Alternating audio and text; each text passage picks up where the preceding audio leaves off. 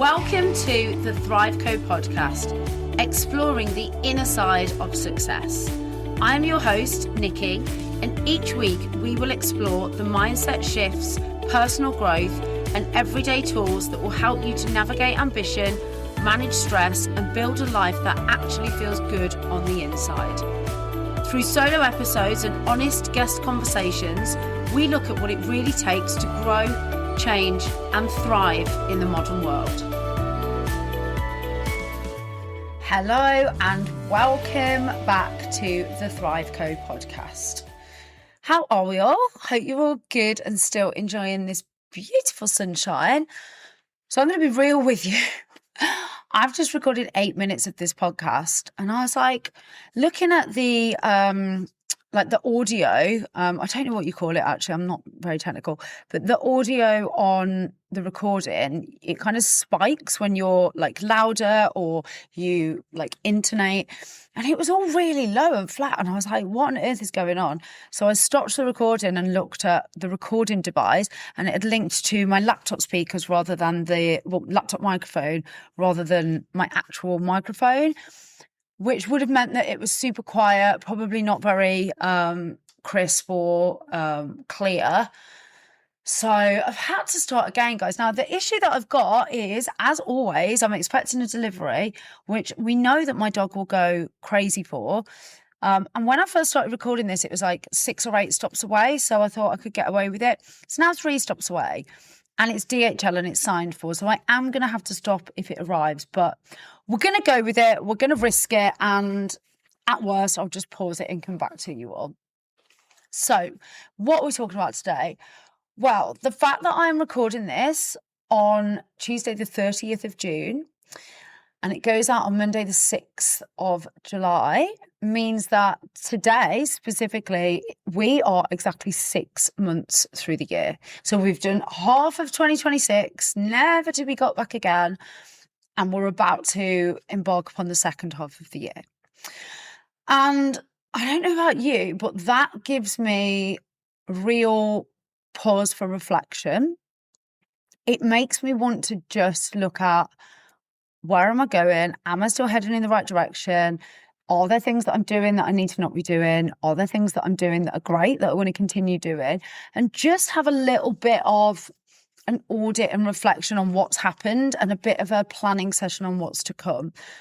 I think so often we get to the end of the year and we look at our goals and, you know, some of them we might have achieved, some of them we might not, some of them we might have done just by the seat of our pants and, you know, only just. But in reality, a lot of the time we don't look at those goals that we set in January with the best of intentions until the end of the year again. And there's kind of no check-in point, there's no reset, there's no alignment for the full 12 months of the year.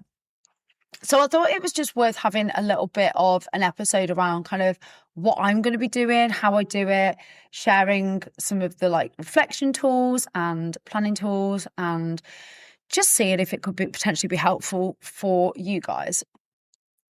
So I looked at my goals that I set in January again the other day, and I think it's fair to say some of them I've definitely hit. In fact, the Q1 goals, so January, February, March goals, I hit all of them.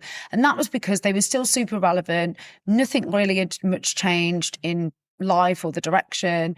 I'd had no curveballs, and everything that I'd put down was achieved because it was close to the point where I'd planned it. But then we got into Q2, which is the quarter that we've just finished, and actually things have started to change in terms of my direction, in terms of some of the things that I put down not being possible. So I'll give you an example. So for instance, in Q2 in April, we wanted to go on a trip to New York. Now, it was just after the time where the wonderful Donald Trump had launched an attack on Israel, and the whole thing had kicked off in the Middle East. And we just felt like we wouldn't really have enjoyed the trip as much. We felt like maybe we would have been a bit more vigilant and aware of, you know, things maybe not being as safe. And I get that you can have unsafe environments wherever you go, whenever you go, like, things can happen. But we just wanted to be able to really relax and enjoy it, and we didn't feel like we were going to be able to. So we decided to pivot and change and still go on a city break, but we went to Rome instead, which was absolutely wonderful. We honestly couldn't have got better weather. We picked such a gorgeous weekend. We just had the best time. But I hadn't hit the goal of going to New York. So that was something that had to shift and change. And then also at the start of the year, my career goals were very different. So I am about to start a new job. In fact, I will have started by the time you guys listen to this. It's officially the last day of me running my business today, the 30th of June. I start on the 1st of July. And if you haven't heard the episode about me explaining kind of why and how that all came about, skip back a couple of episodes. I think it's called Talks with My Ego, and that explains. But in essence, the goals that I'd put down at the start of the year were all around revenue generation and clients and the work that I wanted to be doing in my own business, which are entirely irrelevant now because albeit the job is still in executive search, it's working for somebody else with like owning my own projects and doing things end to end myself. So it's a different type of work and requires very, very different types of goals. I'm also obviously salaried now with a bonus. So it's not the same as what it was in terms of self-employment, and the goals and objectives that I had for the year are definitely going to have to change. So if I'd have just waited until the end of the year and looked back on whether I'd achieved those goals, it would have been a big fat no, and I probably would have felt a little bit deflated. And also the other thing is you don't have any direction for the second half of the year if you're not checking in and resetting where it is that you're going and making sure that the things that you set at the beginning of the year are still aligned and still, the right path for you. So the first thing that I am going to do and that I would recommend anybody do is to look at the goals that you set, what are still relevant for you and what aren't, and to do some sort of life audit. That could be like a wheel of life type exercise. Type wheel of life into Google. I think there's a link to one back in a previous episode. But yeah, if you type wheel of life into Google, it's essentially a wheel that's split into different, normally kind of 8 segments. And it will have different areas of life. So it could be love and relationships, it could be friendships, work, finances, spirituality, health and fitness. And you give yourself a score out of 10 for each of those areas. Because quite often what I feel happens is if things aren't quite going your way or you're not hitting your goals, we're kind of predisposed as humans to almost go, oh, everything's gone to shit or nothing's good. But actually, if you look at those areas, you could be absolutely smashing it in some areas, and then it will give you an idea of where you really need to step up. Or actually, it might be that your scores are low in certain areas, but right now that isn't a priority for you. So like for me, obviously career and my job are going to be super important at the moment. Health and fitness is something that is going to be, an absolute priority for me ahead of our holiday. And also just because we had such a sociable June that we were eating out loads and it wasn't very healthy. But there's areas of my life where I'm probably not going to be as focused, for a little while. So friendships, for instance, of course, I'm going to keep up with, keeping in contact with my friends. But July and August probably aren't going to be months for me where I'm going to be, seeing people every weekend. Just because I'm going to have a real focus on work. We've got a holiday. We've got Dean's birthday, which we're not doing anything with friends for. It's just us two. So we're going to be doing things that aren't necessarily going to be involving loads of other people. We've also got quite a lot of time with family as well. So I'm happy that investment in friendships or, the score for my friendships might be quite high, but actually it's not going to be a priority area for me for the next probably 2 or 3 months in terms of, booking things in with people. Likewise, it might be that for you at the moment, you are in the trenches of parenthood and therefore your career is taking a backseat, or maybe your career is absolutely flying but you're not kind of investing into your spirituality and that side of things as much because you just don't have the headspace. So I guess on that front I would probably say it's more important to create the headspace if that's the case. But it's going to ebb and flow and it's going to look different for everyone. So look at your live audit where you're at. And then with the scores that are low, really ask yourself, like, is it a priority for me to invest in that area at the moment? Because if it's not, then there's no point in creating goals around those areas. If I was to create goals at the moment that were to like see friends once a week, I know come the end of the third quarter of the year that I'm not going to have hit those because I'm embedding into a new business. I'm learning new tech and systems. I'm mentally drained by the weekends. So audit your life is the first starting point. And then the other thing that I would do is to look at the goals that you set at the start of the year that are still aligned and are still relevant. And where you maybe haven't hit them, start asking yourself some really tough questions around like why and being really honest with yourself. So, for instance, for me, doing the gym and Pilates and walking Marley hasn't necessarily always worked. Now, I think that there's a couple of things. First of all, there's the fact that the first 3 months of the year were raining for, morning, noon and night. So was I looking to get outside and do my steps and go to the gym as much? Honestly, probably no. And then the other thing is obviously the last 3 months I've been super in my own head about my business and about making things work and pivoting. And actually in that time, I probably needed the gym and exercise more than ever, but I wasn't investing in that space. So it's been me and my excuses as to why that hasn't happened rather than a diary clash. However, I'm now coming up to a point where I'm going to be working for somebody else. I'm going to be required to be around at certain times. I used to like going to the gym between like 8:30 and 10 in the morning. Can't really do that as regularly anymore because it's, somebody else's salary, somebody else's money that's paying my salary. So, I have to be, there's flexibility there, but I have to be fair. So we've got an amazing home gym, which I've decided rather than just keeping the equipment in that we've got, it would be worth investing in a little bit more equipment so that I can use that more. So I can still do the gym in the mornings, but it means I'm not having to go to the gym. I'm not having to drive there and back. I can get ready quicker.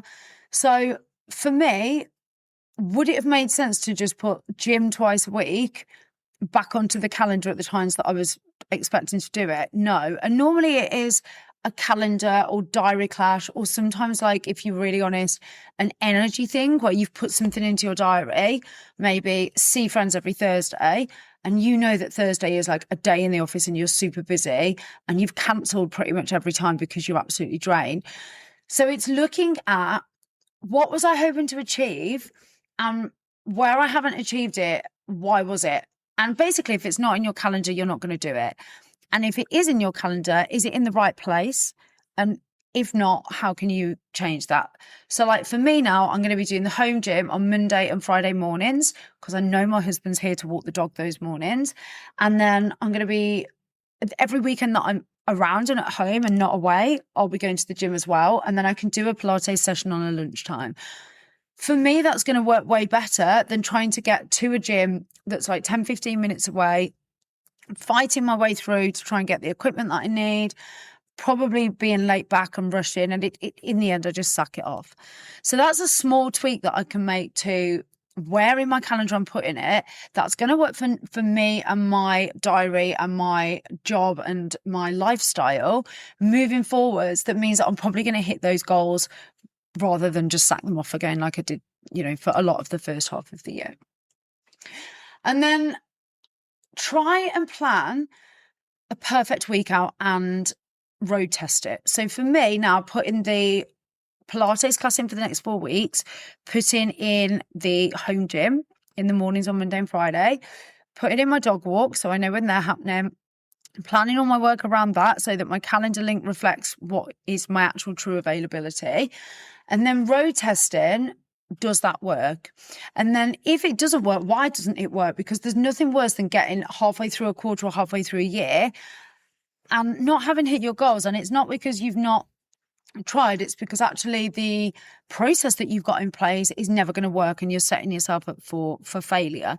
So it could be like you want to take your kids swimming, or you want to do something with them after school, one night each week, but actually that night is the worst night for you to do it and you're just not acknowledging that or moving it. Or it could be that you are wanting to see friends like one weekend a month, but actually you're not planning it enough in advance. And therefore there's massive diary clashes and it just falls off every single time.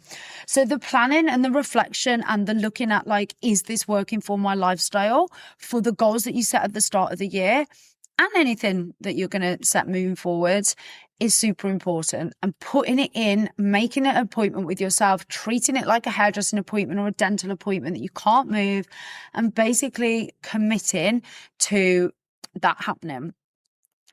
And then the other thing that I'm going to be doing, which I think is really important, is asking yourself, like, is this something that is really important to me? Is this something that I really want to achieve? Like, do I get excited about it? Or is this something that I feel like I should be putting on my goal list because, it looks good to other people, or my partner wants it, or my kids want it, or whatever that might be. So, like, for instance, for me, I was going to put a new ensuite on my goals list for the rest of this year to, get the right people together to save the money and to get that done. Now, yes, we definitely do need that ensuite doing. We need both bathrooms doing, really. But am I motivated enough this year? And can I put up with the disruption enough when I'm just going to have started a new job to warrant it being that much of a priority for me to focus on? Absolutely not. Like, I know in my heart of hearts, going on another holiday this year and saving that money maybe to do it next year is going to be far more likely that I am going to be motivated to do that than actually trying to shoehorn it into this year. And don't get me wrong, if we suddenly got, given some money or we won a new bathroom or something like that, of course I'd get it done.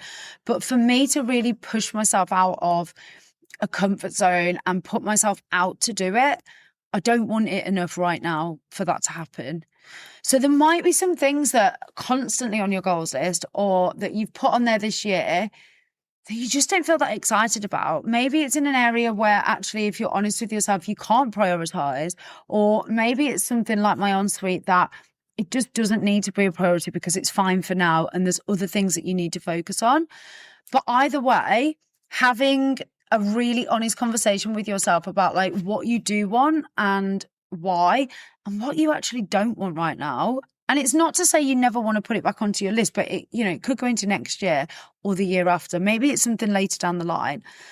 And like, I guess ThriveCo kind of falls into that for me, because as much as I definitely still have a real hunger and passion to want to put on events and workshops and retreats, is it something that I'm going to be rushing to do when I'm just launching into a new job and, going to be onboarding and learning everything that I need to and probably, really mentally drained? No, it's not.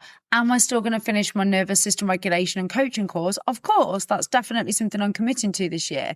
But I'm probably not going to utilize that experience for a little while. It's probably going to be a few months before, I'm in the thick of things with the job and I can really sort of, what's the word?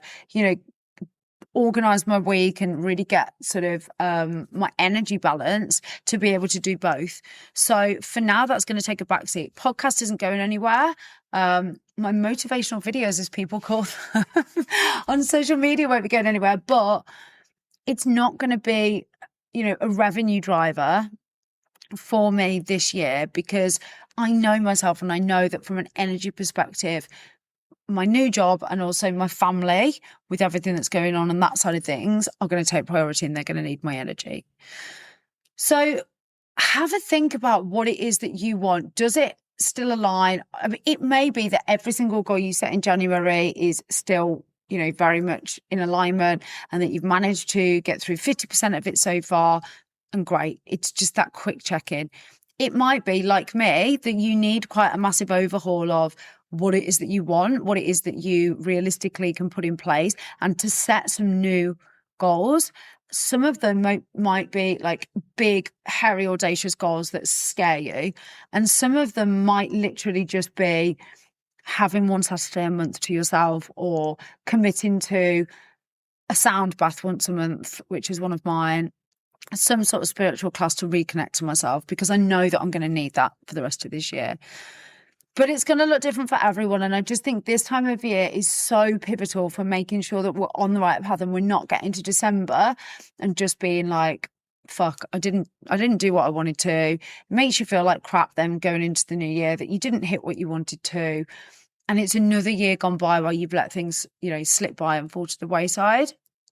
So I hope that has been motivating. I hope it has been inspiring. I hope that maybe it was just the kick that you needed to sit down and just take an hour. This just doesn't have to take long. Like literally just take an hour to do a quick wheel of life, use your gut instinct and have a look at, what's working for me and what's not, what's serving me and what's not. And I think all it takes is an hour and some real honest conversations, and the rest of your year could look absolutely incredible. You could finish the year strong in December going, I nailed that, or I did my absolute best. Or maybe if you don't do this stuff, you're going to finish thinking, gosh, another year. I wish I would have bothered to check in and revisit my goals. So have a fantastic week, and I will see you all again next time. Thanks for listening. If you enjoyed today's show, make sure you are following the podcast, and don't forget to share episodes with a friend who may need it.